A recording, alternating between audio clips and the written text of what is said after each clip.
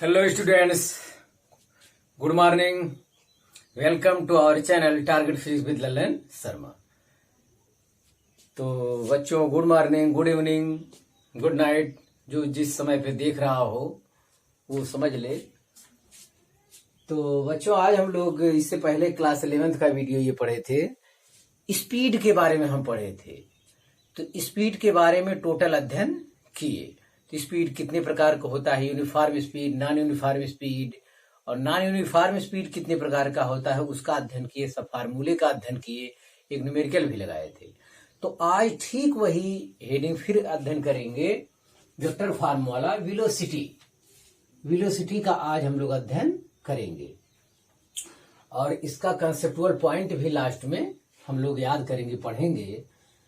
तो वेलोसिटी वाली हेडिंग और स्पीड वाली हेडिंग में बच्चों इतना ही अंतर है, जैसे हर परिभाषा उसका इससे मेल खा सकता है। अगर आप ध्यान दें तो अगर आप सीधी रेखा पे चलते हैं, बस यही ए बी, ये अगर आपका रास्ता है तो जितना डिफिनीशन आप वहां लिखे हैं स्पीड के लिए, वो तो किसी भी पथ के लिए है। स्पीड वाला पथ क्या है, टेढ़ा मेढ़ा भी रहेगा तब भी चलेगा, लेकिन वो हर पथ के लिए वैलिड है। लेकिन स्पीड वाला आप ध्यान दीजिएगा एकदम सीधी रेखा के लिए है। टोटल परिभाषा अगर सीधी रेखा के लिए आप लिख लीजिए तो टोटल उसकी परिभाषा जो है हो जाएगा किसका, वेलोसिटी वाली परिभाषा। जितना हेडिंग हम लोग पढ़े हैं वो इस टाइप के पथ, कोई भी पथ रहे, इस टाइप का भी रहे या चाहे जी, लेकिन वेलोसिटी वाले के लिए ये पथ अनिवार्य है। ध्यान दें, अब हर परिभाषा हम लोग वैलिड है, देखें। तो वेलोसिटी के लिए ये पथ होना चाहिए, फॉर वेलोसिटी।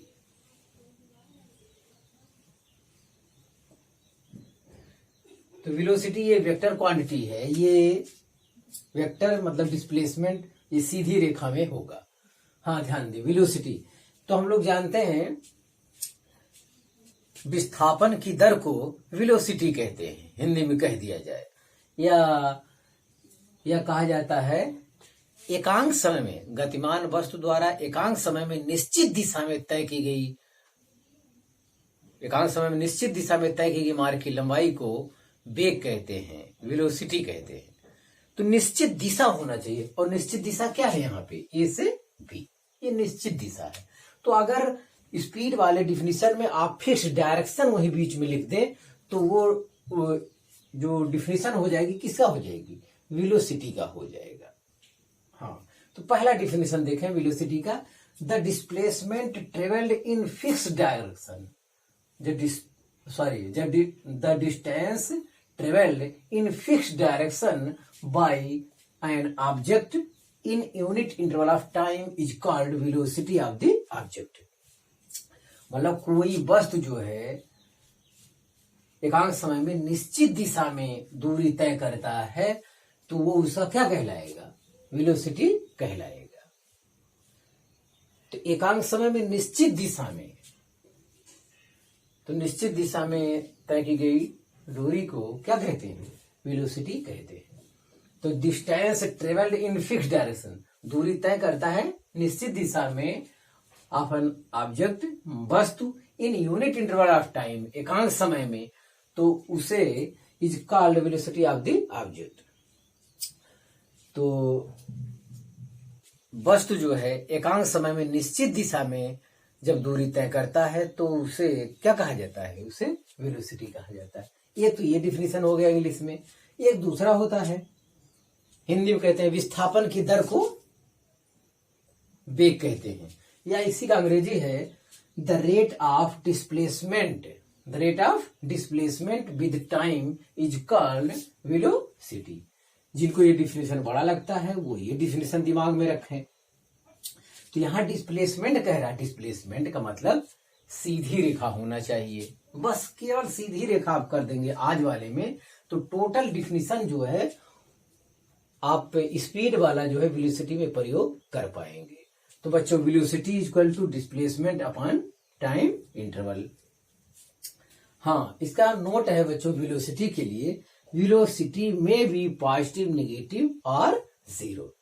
ये कह रहा है इसके पहले मैं बताया था कि स्पीड जो है केवल पॉजिटिव होता है, वो जीरो नहीं हो सकता, वो नेगेटिव नहीं हो सकता, क्योंकि वो स्केलर क्वांटिटी है।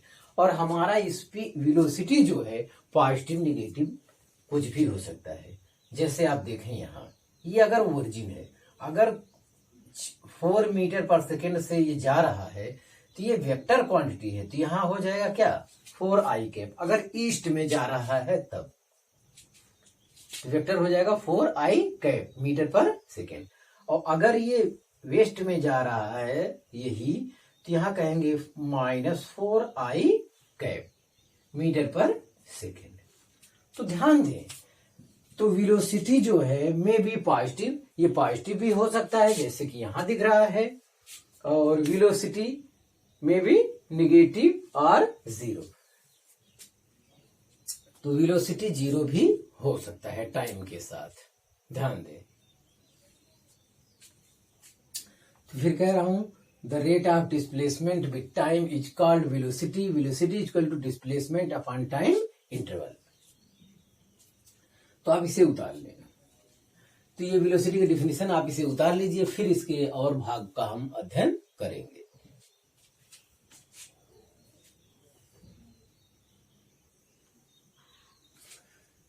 तो हाँ बच्चों, वेलोसिटी दो प्रकार का होता है, एक यूनिफॉर्म वेलोसिटी होता है, एक नॉन यूनिफॉर्म वेलोसिटी होता है।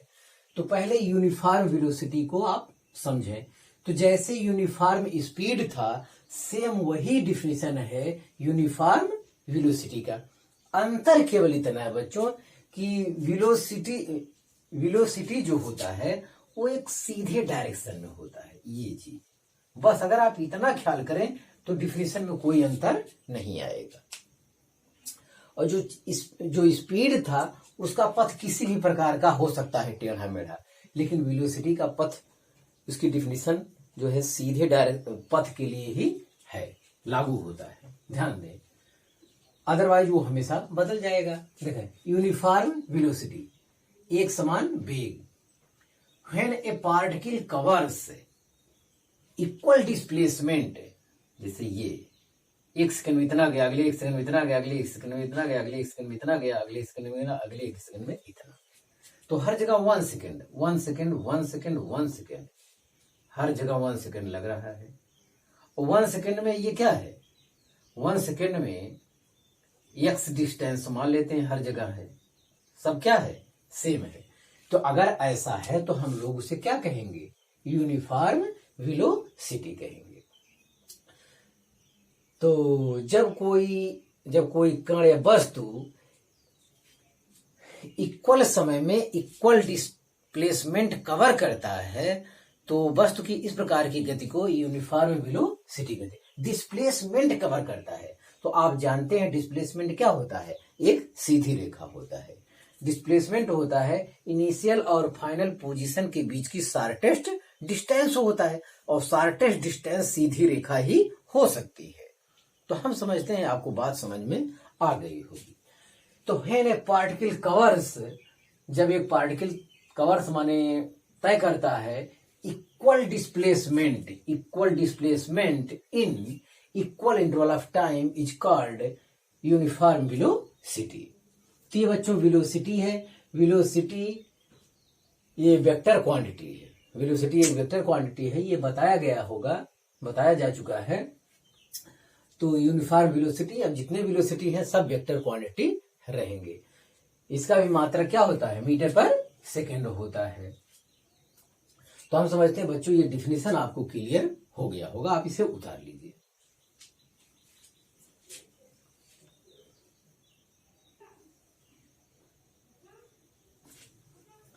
तो विद्यार्थी देखें, यूनिफॉर्म वेलोसिटी हो गया। अब दूसरा हेडिंग जो उसका है जोड़ा ए और बी, दूसरा हेडिंग है नॉन यूनिफॉर्म वेलोसिटी।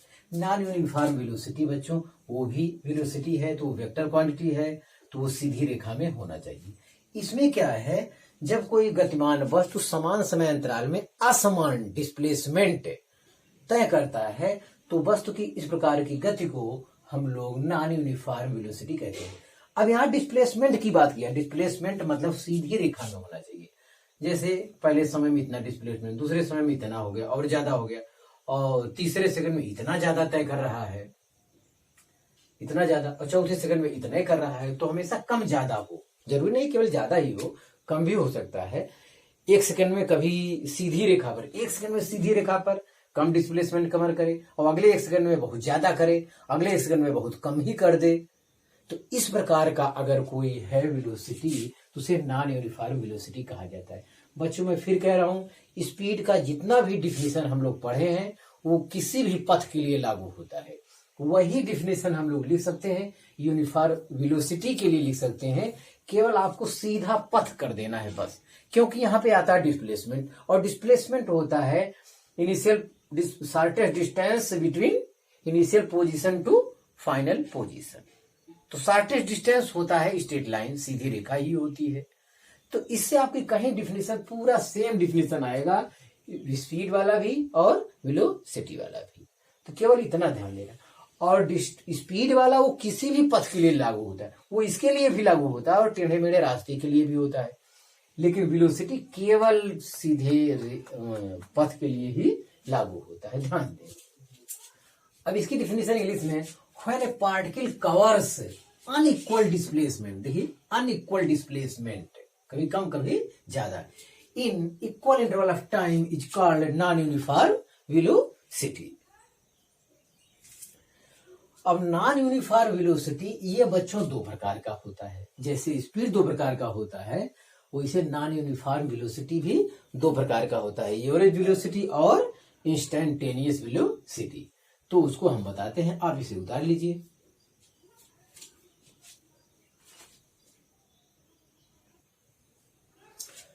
तो हाँ विद्यार्थी, नॉन यूनिफॉर्म वेलोसिटी का पहला हेडिंग है एवरेज वेलोसिटी।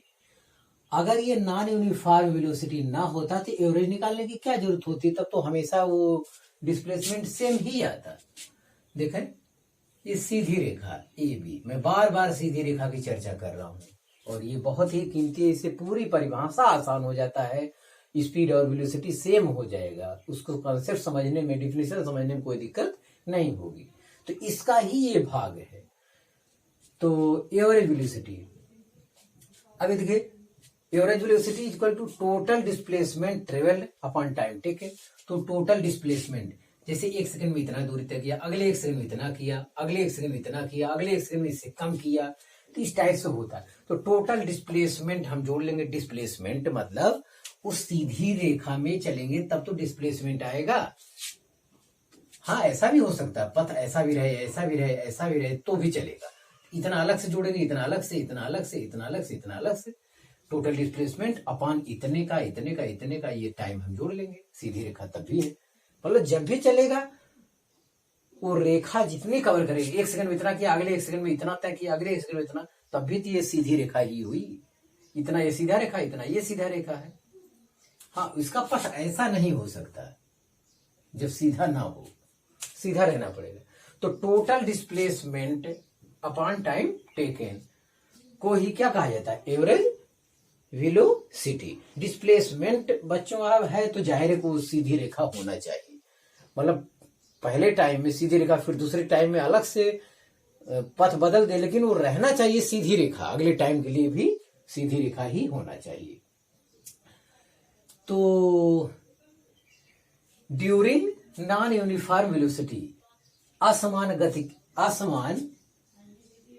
असमान जो गति करता है, ड्यूरिंग नॉन यूनिफॉर्म वेलोसिटी, असमान वेग से गति के दौरान, the ratio of total displacement travelled to the time taken is called average velocity.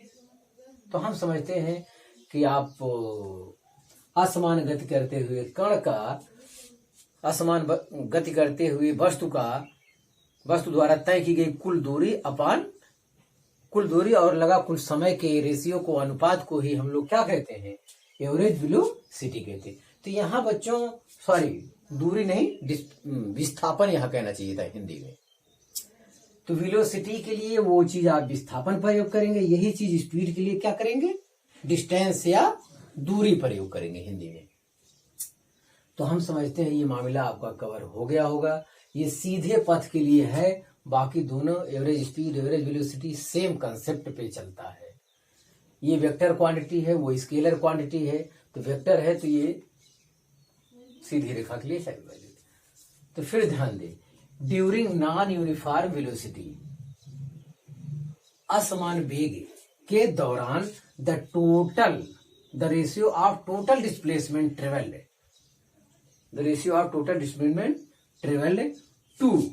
To time taken is called average velocity. Average velocity बराबर जो फार्मूला होता है बच्चों, total displacement travelled upon time taken. तो जो टोटल डिस्प्लेसमेंट आप cover करेंगे वो जोड़ेंगे, और जितना समय है उसको अलग आप निकाल लेंगे अलग अलग।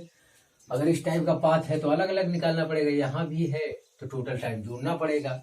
अब टाइम में वेलोसिटी की सहायता से आएगा या टाइम दिया रहेगा, जैसा रहेगा प्रॉब्लम में हल होगा, देखा जाएगा। तो बहरहाल एवरेज वेलोसिटी का डिफिनेशन बच्चों आपका हो गया, आप इसे सफाई से उतार लें।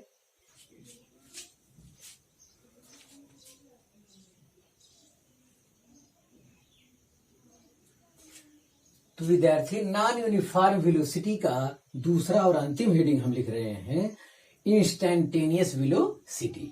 तो इंस्टेंटेनियस मतलब किसी फिक्स टाइम पर वेलोसिटी कितना है। अब बात वेलोसिटी को हो रही तो आपके दिमाग में सीधी रेखा अवश्य आ जाना चाहिए। बस दोनों डिफिनेशन सेम है। इंस्टेंटेनियस, अगर हम लोग सीधी रेखा पर चलें तो इंस्टेंटेनियस स्पीड और इंस्टेंटेनियस वेलोसिटी दोनों सेम हो जाएगा बच्चों, दोनों परिभाषा सेम हो जाएगा, दोनों का थ्योरी सेम हो जाएगा। सीधी रेखा के लिए इंस्टेंटेनियस वेलोसिटी और इंस्टेंटेनियस स्पीड दोनों सेम है, ध्यान दें। तो ड्यूरिंग नॉन यूनिफॉर्म वेलोसिटी, असमान वेग के दौरान the velocity of particle at any particular instant, the velocity of particle at any particular instant, particular मतलब विशेष, इंस्टेंट मतलब क्षण या पल, विशेष क्षण पर जो वेग होता है इज कॉल्ड इंस्टेंटेनियस वेलोसिटी। तो असमान वेग से गति करते हुए कण का किसी विशेष समय पर वेग इंस्टेंटेनियस वेग कहलाता है या तात्क्षणिक वेग कहलाता है, हिंदी में तात्क्षणिक उसका नाम है, ध्यान दें। तो इंस्टेंटेनियस, अगर वो बच्चों डिस्प्लेसमेंट का इक्वेशन दिया है तो अगर हम उसको एक बार डिफरेंशिएशन कर देंगे, अवकलन कर देंगे, तो आ जाएगा ds अपॉन dt। तो उसमें t का वैल्यू अगर t पर वो डिपेंड करता है, t की वैल्यू हम रख देंगे तो हमारा इंस्टेंटेनियस वेलोसिटी आ जाएगा। t बराबर 5 सेकंड कहेगा, 5वें सेकंड पर, 10वें सेकंड पर, किसी फिक्स टाइम पर वो बोलेगा, वही फिक्स टाइम ही रखना होगा उसके लिए। तो ये है instantaneous velocity equal to limit delta t tends to 0 vector delta s upon delta t equal to vector ds upon dt। तो ये रहा इंस्टेंटेनियस वेलोसिटी का बच्चों। हम समझते हैं कि आपको डिफिनेशन क्लियर हो गया होगा टोटल वेलोसिटी संबंधी। अब हम कुछ मेन पॉइंट इसमें और समझाएंगे, आप इसे इतना उतार लीजिए।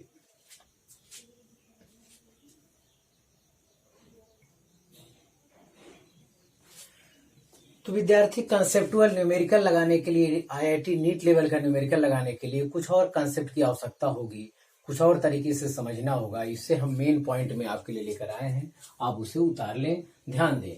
मेन पॉइंट क्या है? The velocity is continuously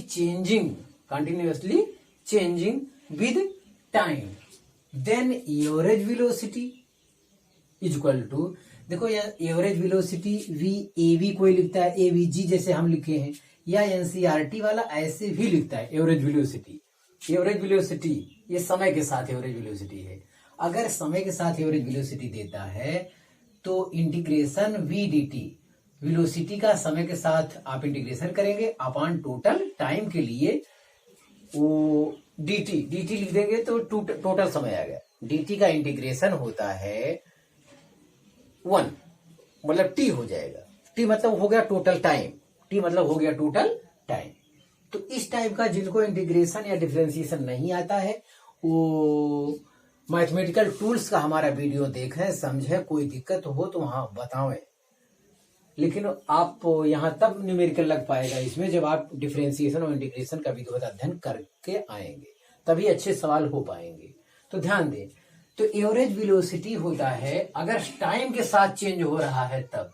average velocity time के साथ चेंज हो रहा है, तो ऐसी दशा में integration v d t upon integration d t हो जाएगा। इस फार्मूले से हम लोग निकालेंगे अच्छे सवाल के लिए।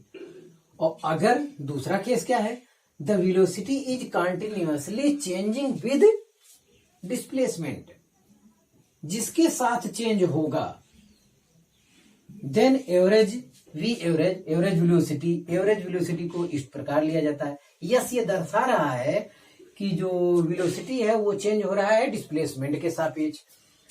तो वेलोसिटी का आपकी बार डिस्प्लेसमेंट के सापेक्ष इंटीग्रेशन करेंगे अपॉन टोटल डिस्प्लेसमेंट करेंगे। समय के साथ था तो टाइम का इंटीग्रेशन, डिस्प्लेसमेंट है तो डिस्प्लेसमेंट के सापेक्ष। अब कहेंगे कि ये कैसे वेलोसिटी में कन्वर्ट होगा, तो VDS, तो इसका यूनिट देखें मीटर पर सेकेंड, और 1 मीटर फिर है तो मीटर स्क्वायर बटे सेकेंड होगा। अब अगर ये डिस्टेंस है तो ये भी मीटर आएगा, तो 1 मीटर कट जाएगा, मतलब इसका यूनिट जब रखेंगे टोटल मीटर पर सेकेंड ही आएगा। इसका मतलब एवरेज स्पीड ही एवरेज वेलोसिटी ही आएगा। तो इस टाइप से वहां किया जाता है। एक कंसेप्ट बच्चों और आपको उतारना चाहिए, जानना चाहिए, average speed is always greater equal magnitude of average velocity. ये ध्यान देना है। अब ये चीज समझने के लिए आपको पथ पर गौर करना होगा। पथ ये है कि अगर आप इस प्रकार के पथ पे चलते हैं तब average speed is always greater than क्या, मैग्नीट्यूड ऑफ एवरेज वेलोसिटी। तो ये वेलोसिटी तो आपका ये सीधी रेखा हो जाएगा। तो भैया पथ वही है, रास्ता वही है, ए से बी पे है तब भी जाना है, ए से बी पे तब भी जाना है। अगर आप इस पथ पर गए हैं, ये टेढ़े मेढ़े वाले रास्ते से तय करके बी पे पहुंचे हैं, तब तो एवरेज स्पीड का मान मैग्नीट्यूड ऑफ एवरेज वेलोसिटी से क्या होगा, ज्यादा होगा। अरे मैग्नीट्यूड ऑफ एवरेज वेलोसिटी सीधी रेखा ए भी है, ये वाला पथ हो जाएगा। तो ये मैग्नीट्यूड मतलब परिमाण उसका इतना मीटर, तो वो क्या आएगा, कम आएगा। लेकिन अगर जो एवरेज स्पीड, अगर सिर्फ रास्ते के लिए, अगर सीधे रास्ते के लिए बात हो रही है, तो सीधे रास्ते के लिए बच्चों एवरेज स्पीड वो बराबर होगा magnitude of average velocity. Magnitude का मतलब उसमें आई कैप जे कैप डायरेक्शन इंडिकेट करने वाले नहीं रहेंगे, केवल ये रहेगा, सीधी रेखा वाला डिस्प्लेसमेंट रहेगा, उसका मैग्नीट्यूड रहेगा। तो हम समझते हैं, आप समझ चुके होंगे, अगर आप टेढ़े मेढ़े रास्ते से होकर जाते हैं, ऐसी दशा में एवरेज स्पीड का मान ज्यादा होगा ए बी सीधी वाली रेखा पर। तो ये एवरेज वेलोसिटी का मैग्नीट्यूड, तब तो एवरेज स्पीड ज्यादा होगा। अगर दोनों दशाओं में पथ समान है, सीधी रेखा पर चलता है, तो एवरेज स्पीड क्या होगा, मैग्नीट्यूड ऑफ एवरेज वेलोसिटी के बराबर होगा। अगर सीधी रेखा पर चलेगा तब। तो आप इसे उतार लीजिए, बहुत जरूरी है।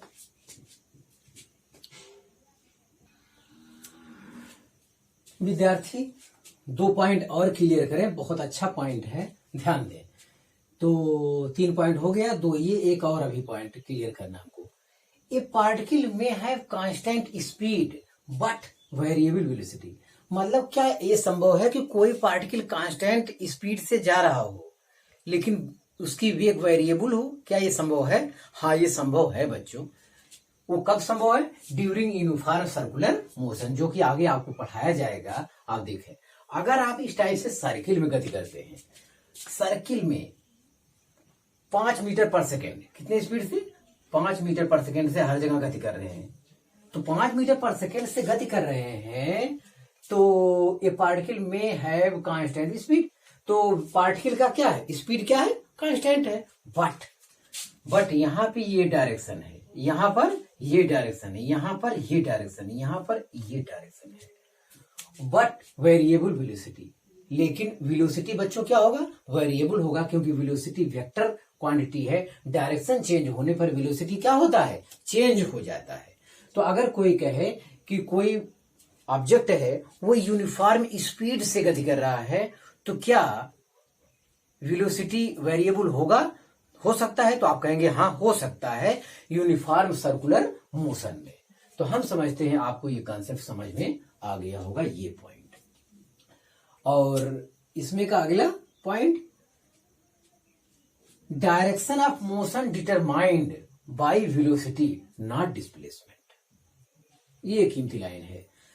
मतलब जो जिसे डिस्प्लेसमेंट में यही समझ लीजिए, ए और बी, ए से बी पे अगर कोई कण गया है तो ये हमारा डिस्प्लेसमेंट हो गया। तो डिस्प्लेसमेंट डायरेक्शन नहीं बता रहा है कि किधर गया है। डायरेक्शन अगर बताता है कोई तो वो वेलोसिटी बताएगा। डिस्प्लेसमेंट भी वेक्टर क्वांटिटी है, लेकिन डिस्प्लेसमेंट से डायरेक्शन का पता नहीं चलता, वेलोसिटी से पता चलता है। तो वेलोसिटी अगर इधर गया है तो ये हो जाएगा उसका डायरेक्शन। तो डायरेक्शन ऑफ मोशन डिटरमाइन माने ज्ञात किया जा सकता है, मोशन का डायरेक्शन ज्ञात किया जा सकता है बाय वेलोसिटी, वेग द्वारा ज्ञात किया जा सकता है, नॉट डिस्प्लेसमेंट द्वारा ज्ञात नहीं किया जाता। अरे दो बिंदुओं के बीच की दूरी, डिस्टेंस, सारा टेस्ट डिस्टेंस हो गया, वो डिस्प्लेसमेंट है, तो इससे डायरेक्शन थोड़ी पता चलता है। अब इसमें ए से बी की ओर जाएगा, वेलोसिटी रहेगा, तब तो इसका डायरेक्शन पता चलेगा कि किधर कोई वस्तु गतिमान हुआ है। तो आप इस पॉइंट को उतारिए।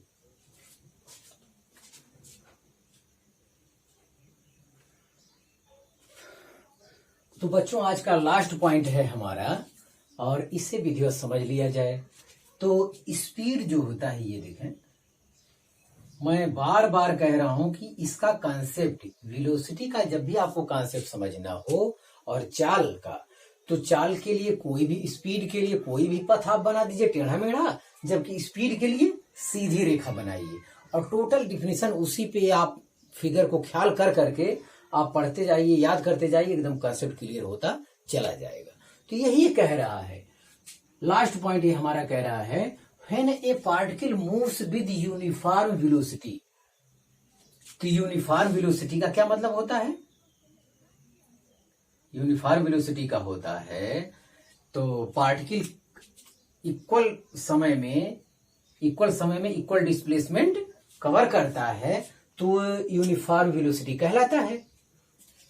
तो ये भी, ये यस है, ये भी यस है, ये भी यस है, ये भी टी है, ये भी टी है, ये भी टी है, तो ये क्या कहलाएगा? Uniform velocity. अब आगे पढ़िए, when A particle moves with uniform velocity. यदि एक कण जो है मूव्स, गति करता है यूनिफॉर्म वेलोसिटी से, तब क्या होता है? देन इट्स इंस्टैंटेनियस स्पीड जो है मैग्नीट्यूड ऑफ इंस्टैंटेनियस वेलोसिटी के बराबर होगा। आगे कहा है इक्वल होगा, तो मैं आपको समझाते चल रहा हूं। तो सीधी रेखा के लिए मैं आपसे पहले बता चुका हूं, सब डिफिनीशन जो है, अगर सीधी रेखा पर कोई वस्तु गतिमान होता है तो स्पीड का टोटल डिफिनीशन वो वेलोसिटी के टोटल डिफिनीशन के क्या हो जाएगा? इक्वल हो जाएगा। फॉर स्ट्रेट लाइन वाला कोई पाथ है तो डिफिनीशन वगैरह सब कुछ सेम हो जाएगा। मैग्नीट्यूड में सेम हो जाएगा, क्योंकि अब ये वेक्टर है, तो अगर आप डायरेक्शन ख्याल करेंगे तो डायरेक्शन तो अलग होगा ही, उसमें डायरेक्शन होता ही नहीं है। तो इधर गति कर रहेगा तो ये आई कैप आपको यूनिट वेक्टर लगाना पड़ेगा, लेकिन जब मैग्नीट्यूड लेंगे तो दोनों क्या आएगा? सेम। तो वही कह रहा है, then it's instantaneous speed comma magnitude of instantaneous velocity के क्या होगा? बराबर होगा। तो एक सीधी रेखा में चलना है तो दोनों सेम ही होगा, क्योंकि यहाँ पे डिस्टेंस और डिस्प्लेसमेंट दोनों क्या है? एक ही है। डिस्टेंस कामा डिस्प्लेसमेंट के मैग्नीट्यूड के क्या है? बराबर है सीधी रेखा के लिए। हाँ, आगे फिर कह रहा है, average speed and magnitude of average speed are all equal, मतलब सभी आपस में क्या है? इक्वल है। तो शॉर्ट में मैं पहले ही बता चुका हूं, यहां आपको परेशान होने की जरूरत नहीं है। तो इंस्टैंटेनियस स्पीड जो है मैग्नीट्यूड ऑफ इंस्टैंटेनियस वेलोसिटी के बराबर है, और average speed magnitude of average velocity के बराबर है। कब? यूनिफॉर्म वेलोसिटी से गति कर रहा हो तब यूनिफॉर्म वेलोसिटी से गति करने के लिए बच्चों उसका पथ जो है स्ट्रेट लाइन होना चाहिए। हम समझते हैं कि आपको समझ में आ चुका होगा। आप मेहनत से पढ़ाई करते रहें। All the very best.